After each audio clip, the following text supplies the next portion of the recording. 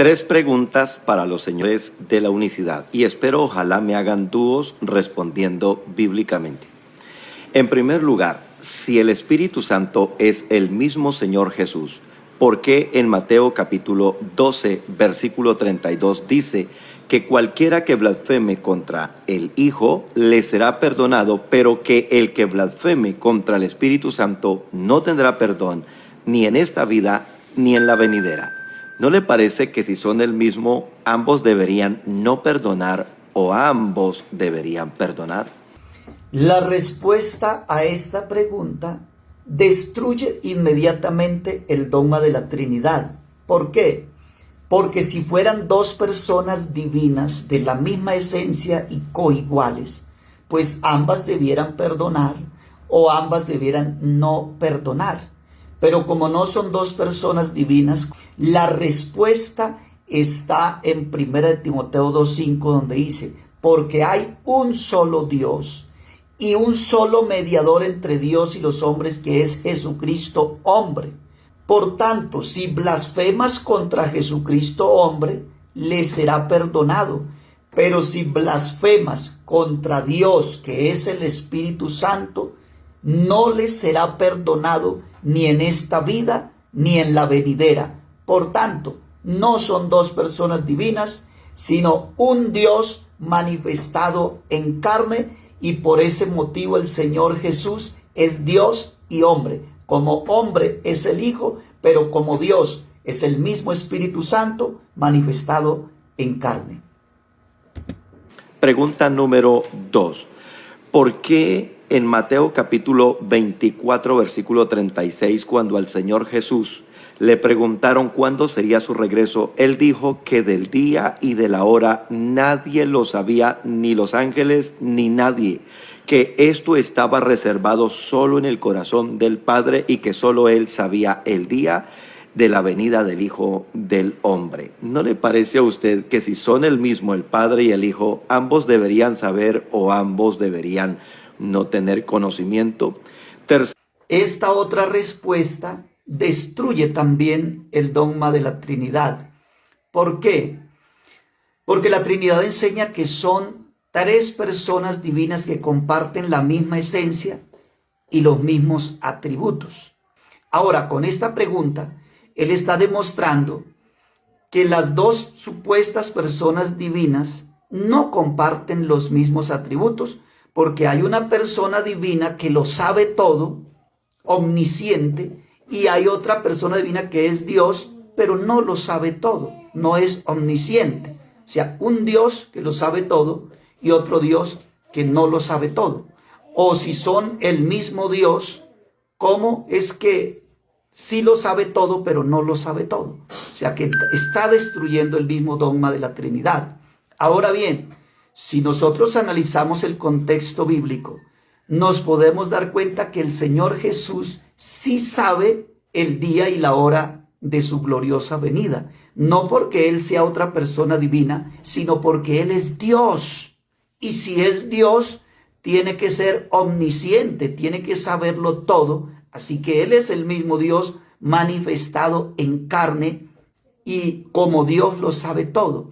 Solo que Él está tomando un texto fuera de contexto y no tiene cuenta el contexto que nos demuestra que el Señor Jesús sí sabe el día de su venida. Fíjese usted que el mismo Señor Jesús dijo que la venida del Hijo del Hombre sería como ladrón en la noche, y dijo que si el padre de familia supiera cuándo vendría el ladrón, él velaría y no dejaría minar su casa.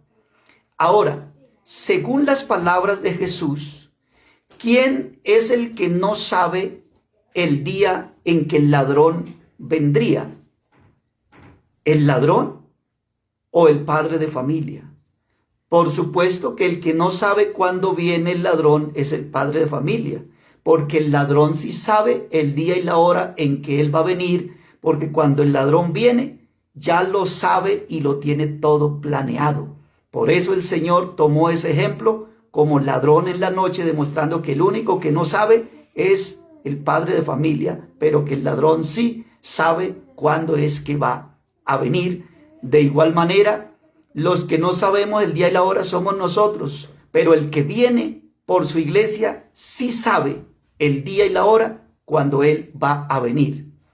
Ahora bien, recordemos que los apóstoles le preguntaron al Señor Jesús diciendo: dinos qué señal habrá de tu venida y del fin del siglo. Y el Señor Jesús, ¿qué les dijo? Qué pena con ustedes, pero yo no sé eso, toca preguntarle al Padre porque Él es el que sabe. No, Jesús no dijo eso. Jesús les dio todas las señales de su gloriosa venida, demostrándoles que Él sí sabía el día y la hora de su gloriosa venida. Así que mi amigo pastor toma el texto fuera de contexto, y lo que él no tiene en cuenta es que en la cultura judía, cuando una pareja se casaba, el que organizaba la boda era el papá del novio. Así que el que sabía el día y la hora no era el hijo, sino el padre que organizaba la boda. De modo que cuando Jesús dice que ni el hijo lo sabe, solamente está haciendo alusión es a las costumbres judías, no que literalmente él no supiera, porque el contexto bíblico demuestra claramente que el que viene por su iglesia es el Señor Jesucristo, el cual es Dios omnisciente que lo sabe todo, y cuando viene es porque Él ya sabe el día y la hora en que ha de venir. Tercer pregunta. ¿Por qué en Primera de Juan 5:7 dice que 3 son los que dan testimonio en el cielo y no uno, como enseñan los señores de la unicidad? Porque usted está tomando el texto fuera de contexto.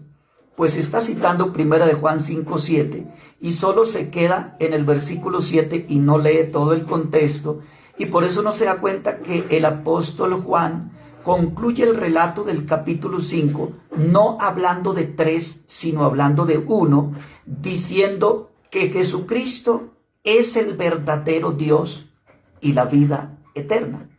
Ahora, usted tampoco se ha dado cuenta que en muchas versiones de la Biblia, en Primera de Juan 5:7 no aparece la palabra 3 dan testimonio en el cielo. ¿Por qué? Porque en los textos originales de la Biblia no aparece esa frase así como usted la está citando. Lo que realmente dice el texto original es: 3 son los testigos, el espíritu, el agua y la sangre, y estos 3 concuerdan. Eso es lo que realmente dice el texto original.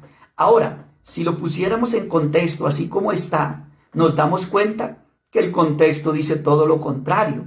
Pues fíjese que el mismo Juan, que supuestamente dijo que 3 daban testimonio en el cielo, es el mismo Juan que en Apocalipsis capítulo 4 versículo 2 está diciendo todo lo contrario. El apóstol Juan ahí dijo que él vio un trono establecido en el cielo y en el trono uno sentado. Qué raro que si realmente 3 dan testimonio en el cielo, el apóstol Juan solo vio a uno sentado. ¿Dónde estarían los otros, no? Ahora, el profeta Isaías de la misma manera, en su capítulo 6 dice que en el año que murió el rey Usías, él vio al Señor sentado en un trono alto y sublime. Qué raro que si hay 3 dando testimonio en el cielo, el profeta Isaías tampoco vio los 3, sino vio a uno solo. ¿Dónde estarían los otros?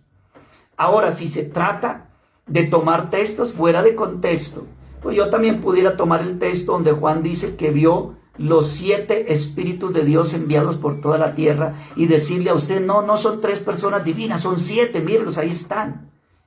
Pero como la Biblia no se puede tomar fuera de su contexto, entonces todos nosotros sabemos que no son 7 ni son 3, es un solo Dios y Padre de todos, el cual es espíritu y se manifestó en carne. En esa carne murió, fue resucitado en el espíritu y glorificado, ascendió al cielo, no para llenar un lugarcito al lado de otro, sino para llenarlo todo, como lo dice Efesios capítulo 4, versículo 10. Así que no son 2, no son 3, ni son 7, es un solo Dios.